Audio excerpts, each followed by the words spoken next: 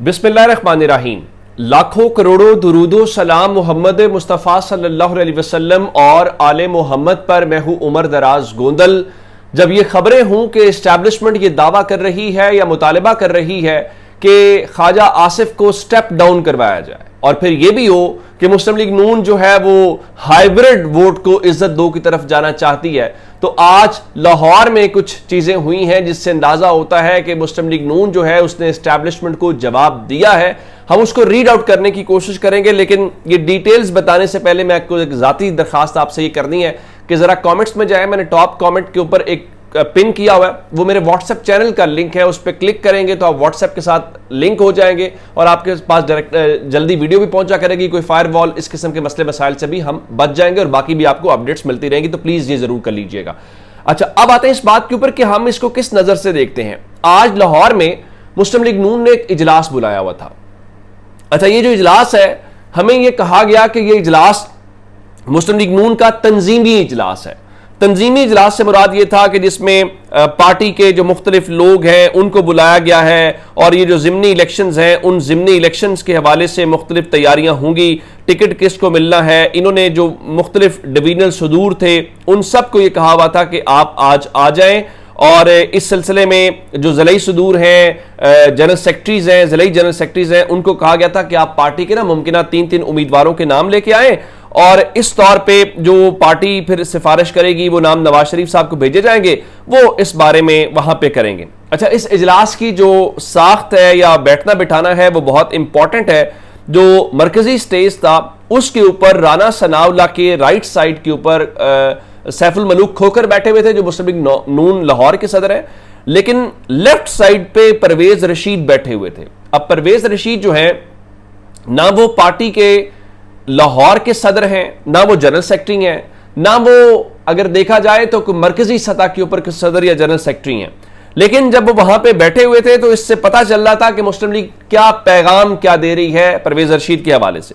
लेकिन उससे भी इंपॉर्टेंट बात यह है कि जो एलामिया आया है वो ज्यादा इंपॉर्टेंट है। उस एलामिया में यह कहा गया कि जो पंजाब के तंजीमी ओहदेदारान हैं उन्होंने विफाक और पंजाब की हुकूमतों पर न सिर्फ मुकम्मल एतमाद का इजहार किया है बल्कि उन्होंने इत्मीनान का भी इजहार किया। और सबसे इंपॉर्टेंट बात यह है, इस कहा गया जी इस इजलास में वजीर आला पंजाब मरियम नवाज की कारकर्दगी पर इत्मीनान का इजहार, और राना सनाउल्लाह ने कहा देखे जी मरियम नवाज की कारकर्दगी के बाकी सूबे भी मोतरफ हैं, और सबसे इंपॉर्टेंट जुमला यह है कि मरियम नवाज की कारकर्दगी की बदौलत पंजाब में पार्टी की मकबूलियत बढ़ रही है।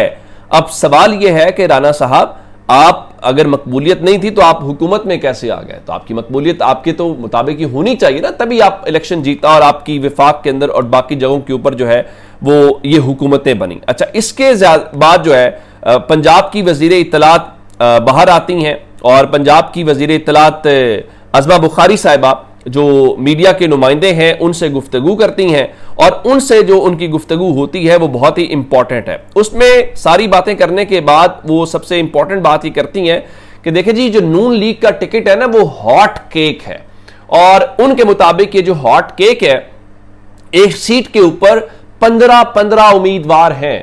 तो अब फैसला तो नवाज शरीफ साहब ने करना है कि किसको टिकट मिलना है और किसको टिकट नहीं मिलना।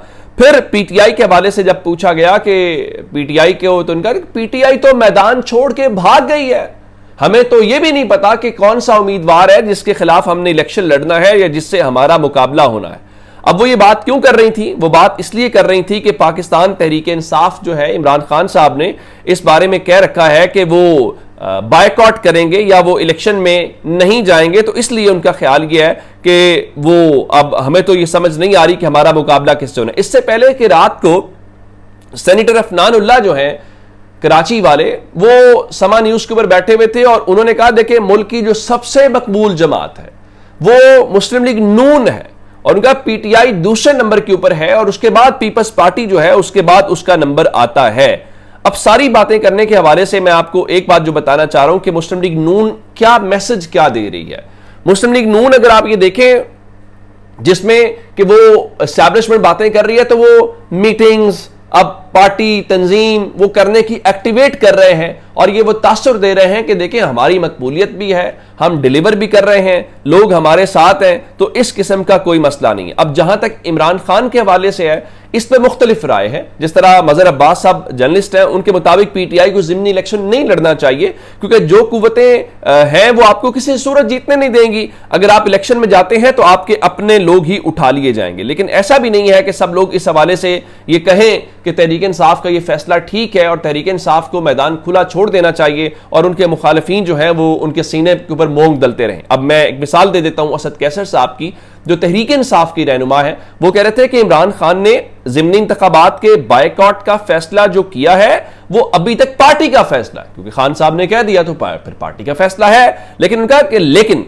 इमरान खान से मुलाकात में हम अपना नुक्ता नजर पेश करेंगे, और इससे पहले बैरिस्टर गौहर भी ये बात कह चुके हैं कि हम इमरान खान साहब से मुलाकात करेंगे, उनके सामने ये बात रखेंगे और उसके बाद खान साहब का जो फैसला होगा। अब इस पे राय क्या है? इस पे राय ये है, लोगों का ख्याल ये है कि अगर आप बायकॉट कर गए तो आप ना तो कि पॉलिटिकल एक्ट छापे हैं, छापे तो पहले भी पड़ रहे हैं, लेकिन जब आपके पास आपका उम्मीदवार होता है तो आप पूरे हल्के में मोबिलाइज करते हैं। ये नहीं, रिजल्ट तो सबको पता है ना, पहले आपने कौन सा इलेक्शन जीत लिया।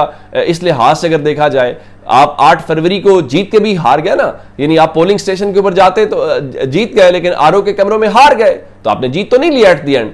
लेकिन लोगों को तो पता है कौन जीता है, लोगों को पता है आप जीते हैं, आपको आवाम ने मैंडेट दिया। सो ये बात कि हम इलेक्शन लड़ेंगे तो हम हार जाएंगे, लेकिन लोगों को तो पता होगा कौन जीता हुआ है। मेरे ख्याल से लोगों की ये राय है, या बहुत सारे लोगों का ख्याल ये है कि आपको मैदान में होना चाहिए, मोबिलाइजेशन करनी चाहिए अपने कारकुनों को करने के हवाले से।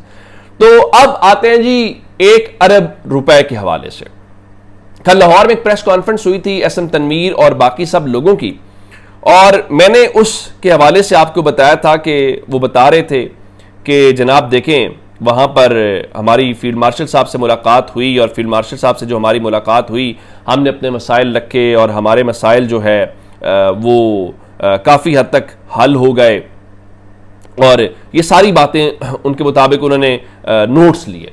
लेकिन आज एक मजमून आता है और उस मजमून के हवाले से जो सुहेल वडाइश लिखते हैं कि ताजर जीत गए मगर हारा कौन।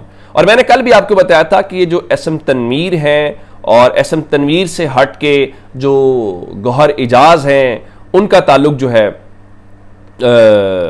किस तरीके से मोहसिन नकवी के साथ है। तो आज उन्होंने बुनियादी तौर पे इस चीज़ को सारा ये माना है, और आज के हवाले से उन्होंने ये लिखा है कि इलेक्शन 2024 में पंजाबी सनतकारों के एक गिरोह ने नून लीग को 1 अरब रुपए का फंड दिया था, मगर नून लीग में उनको रसूख और पजीराई नहीं मिल सकी। तो अब ये सारी बातें करने के बाद उन्होंने जब ये बातें की तो उनके मुताबिक जो ये ग्रुप उस वक्त नून के साथ भी अच्छे ताल्लुकात का हामिल है और फील्ड मार्शल आसिम मुनीर से भी उनका गाहे गाहे नहीं बल्कि मुसलसल राबिता है। तो अब उनका बताना यह है कि अब जब उन्होंने ये सारी बातें की और हुकूमत ने उनकी बात नहीं सुनी, तो बिल आखिर जो है उन्होंने कहा कि इस दफा तो ये नौबत नहीं आई, फील्ड मार्शल से मुलाकात के बाद ताजरों ने अपना मसला हल करा लिया। यानी उनके कहने का मतलब ये है कि मुक्तदरा ने एक मौसर गिरोह को अपने हिसार में ले लिया है और ताजरों की जीत मुक्तदरा की वजह से हुई है और सियासत की वजह से नहीं हुई। तो अब 1 अरब रुपया देने वाले कौन से ये लोग थे मुस्लिम लीग नून को, ये भी बात पता चलनी चाहिए। और दूसरे लफ्ज़ों में उनके मुताबिक वो 1 अरब रुपया आपके काम नहीं आया, बल्कि उन्हें जनरल आसिम मुनीर के पास जाकर अपने मसले का हल करवाना पड़ा। तो ये अब तक की अपडेट्स है, अपना बहुत सारा ख्याल रखिएगा। खुदा हाफिज।